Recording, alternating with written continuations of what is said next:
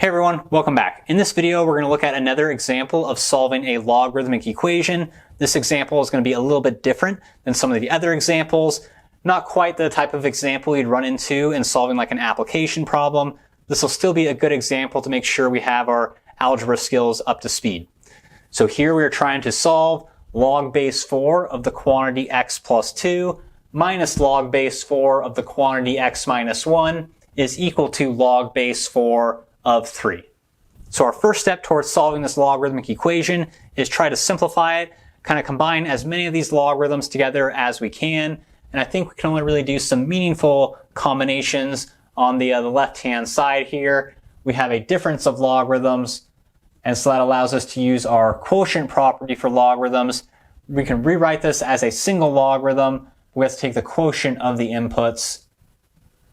So that allows us to rewrite the left-hand side as log base 4 of the quotient x plus 2 over x minus 1, and that's still going to be equal to log base 4 of 3.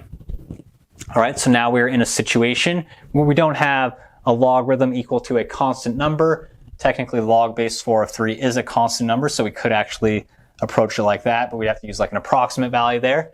Let's try to stay as exact as we can. Really, we're more so in that second case where we have one logarithm equal to another logarithm where the base is the same. And so this allows us to essentially just drop the base of our logarithm and set the inputs equal to each other. And so that means x plus 2 over x minus 1 has to be equal to 3. And now we're just trying to solve this rational equation, which we can do by clearing our denominator. So that means our x plus 2 will be equal to 3 times the quantity x minus 1, or x plus 2 is equal to 3x minus 3. We can subtract x from each side, and that'll give us 2x on the right-hand side, and then we can add 3 to each side, and that'll give us 5 on the left-hand side. So then to finish this off, we divide both sides by 2.